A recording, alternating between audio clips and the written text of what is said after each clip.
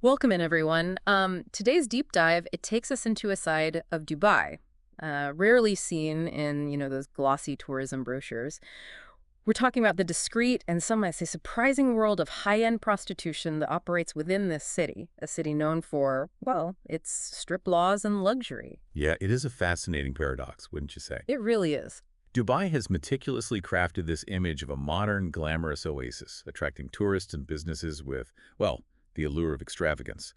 Yet behind this carefully curated facade, there exists a demand for illicit activities operating in the shadows. It's easy to just say, well, money attracts vice, but I'm really interested in getting into the why with you today. Our sources this time around are a mix of online articles and even a lively Reddit forum discussion, which gives us a glimpse into how people perceive this contrast. So before we get into the more shocking claims, let's start with the Dubai most people know. Right, so the city has become synonymous with, well, towering skyscrapers, seven-star hotels, and a thriving business hub. It attracts a global elite, and it projects this image of success and limitless opportunity, particularly in contrast to its more conservative neighbors in the region. And this is where those demographics start to get interesting, right? Yeah. Several of the articles pointed out that Dubai has a notably imbalanced gender ratio, men significantly outnumbering women. Precisely. Yeah. This imbalance is often attributed to the influx of male workers, primarily from South Asia, drawn to Dubai for its booming construction and finance industries. These industries don't necessarily attract a proportional female workforce, leading to a demographic tilt that can, influence social dynamics. Okay, yeah, it creates a fascinating tension, right? Dubai wants to be this global city, but also holds on to traditional values, which, let's be honest, don't always mesh with the desires of a predominantly male, affluent, and potentially transient population. Hmm. I mean, how does that work? It's within this tension, this interplay of aspiration and regulation, where a space opens up for industries like high-end prostitution to operate. And operate they do, according to these sources. In fact, some of the claims are pretty out there.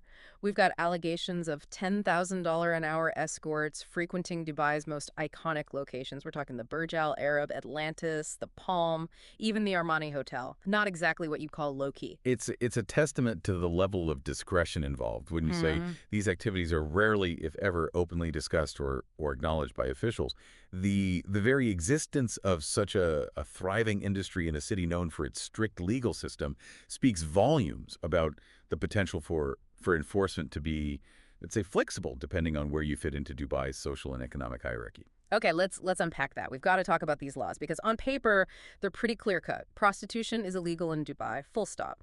Yet if these sources are to be believed, there's a whole system operating right under the surface. It's important to understand that Dubai's legal system, while based on Sharia law, also incorporates elements of civil law, creating a complex framework open to interpretation and, crucially, selective enforcement. So, hypothetically, while the law itself might be straightforward, how it's applied could vary wildly depending on factors like your nationality, your wealth, even the level of discretion involved. Exactly. Now, we don't have, concrete evidence of specific legal loopholes being exploited, but the fact that this industry appears to be thriving suggests that either enforcement is incredibly lax or there are ways to navigate around the letter of the law while still violating its spirit. Which brings us to those whispers and rumors. Because if there's one thing our sources agree on, it's that this industry exists in the shadows.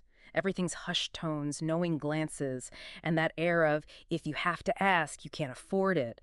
And trust me, some of the figures thrown around would make even the most seasoned spender blush. Yeah, yes, the extravagance. Yeah. This is where those anecdotal accounts from the Reddit forum become particularly colorful, offering a glimpse into a world fueled by seemingly limitless wealth and a desire for exclusivity. Case in point, one user describes a penthouse party where access alone allegedly cost $1 million. $1 million just to get in the door. And apparently that price tag included a carefully curated selection of escorts flown in from all over the world. It highlights the lengths to which some individuals will go to indulge in their desires, shielded from public scrutiny and potential legal repercussions. Yeah. Remember, discretion is paramount in this world. Okay, so we've established that discretion is key, and that kind of feeds into another detail that came up a lot in these articles.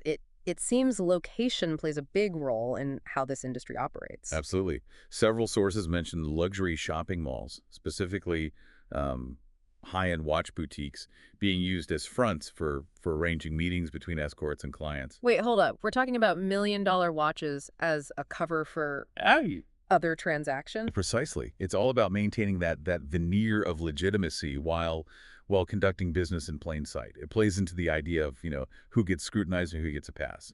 And I imagine having a constantly rotating clientele of wealthy tourists makes it even easier to fly under the radar, right? These aren't exactly people sticking around for gossip. Indeed, it creates a transient ecosystem where transactions can occur with a lower risk of detection or long-term consequences. But let's not forget the darker side of this world. Some rumors hint at activities far more um, disturbing than discreet meetings in luxury boutiques. You're talking about the desert auction. This one's tough to stomach, even as just a rumor. Agreed. The sources describing this event are unverified, but the claims are nonetheless chilling. We're talking about allegations of women being auctioned off to the highest bidder, often wealthy individuals from neighboring countries where social restrictions are even more severe. It's a stark reminder that beneath the glamour and luxury, there exists a demand for exploitation. And it makes you question who is most vulnerable within this system. Absolutely. While some women might be drawn to Dubai by the promise of earning, significant sums of money, others are likely coerced or trafficked into this world. Their lack of legal protections and support systems making them incredibly vulnerable. And that vulnerability is compounded by the fear of speaking out, right? These women are operating in a system designed for secrecy, often far from home and facing language barriers and cultural differences. It creates a perfect storm for exploitation. Now, we don't have, specific accounts of this happening in our sources, but the potential for abuse within such a clandestine industry is undeniable. It's vital to remember the human cost of this trade, even when it's cloaked in luxury and whispered about in hushed tones. It's a lot to unpack, honestly. And I think it brings us back to that initial question of why. Why does this industry thrive in Dubai, even amidst its contradictions? It's complex, but we can point to a few contributing factors. We've discussed the demographic imbalance, the legal gray areas, the culture of secrecy, but there's also the economic element. High-end prostitution is a lucrative industry globally, and Dubai, with its concentration of wealth, becomes a prime location for it to flourish. So it's not just about demand, but also about the potential for profit. These clandestine networks, the fixers, the organizers, they're all driven by the allure of significant financial gain. Precisely. And it's important to consider the potential for corruption, even if it's not explicitly stated in our sources.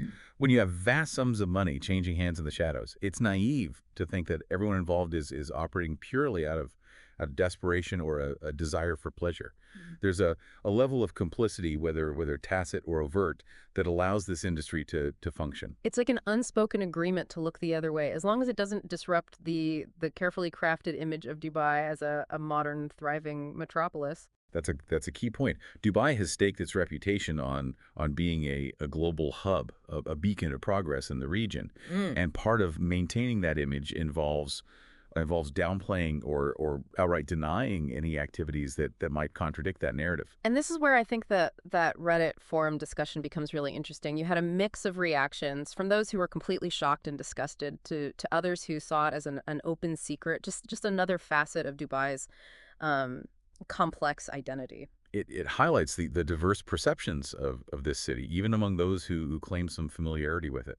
And it speaks to the power of image versus reality. Dubai has been incredibly successful in cultivating a particular narrative, one that emphasizes luxury, progress, and opportunity. But as we've seen, there's always more to the story, right? Beneath that gleaming surface, there exists a network of individuals and systems operating in the shadows, driven by a complex interplay of motivations and enabled by a certain level of tolerance, let's call it. Tolerance, perhaps even complicity. And I think this is where it becomes crucial to consider the role of technology. Because just as Dubai has embraced innovation in its infrastructure and economy, so too has this clandestine industry adapted to the digital age. Right, we're talking encrypted messaging apps, online forums, even social media platforms being used to arrange meetings, transfer funds discreetly, and maintain that all-important veil of secrecy. Exactly. It creates a layer of of anonymity that allows this industry to thrive in a city that on the surface prides itself on order and control. So, in a way, Dubai's embrace of technology has inadvertently created new avenues for this industry to flourish, even as it attempts to project an image of strict regulation and adherence to traditional values. It's a fascinating paradox, isn't it? And it highlights the challenges of navigating the ever-evolving landscape of globalization, Hmm. technological advancement, and the enduring human desires that often exist in tension with societal norms. It really makes you think about the line between perception and reality, doesn't it? Dubai has worked hard to cultivate this image of a certain kind of luxury, but like you said, these human desires, these complexities, they exist everywhere.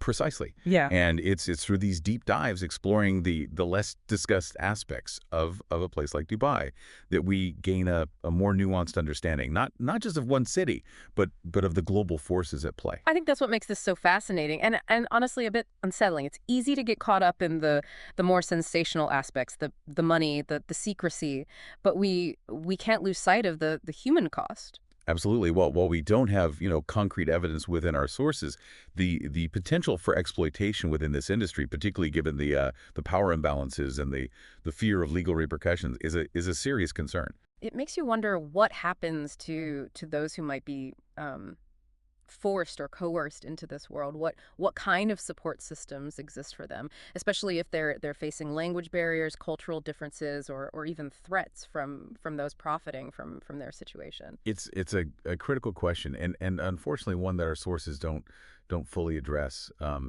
This highlights the limits of our knowledge, even as we try to peel back these layers. Yeah. We're left to extrapolate based on what we know about the industry globally and the power dynamics at play in a place like Dubai.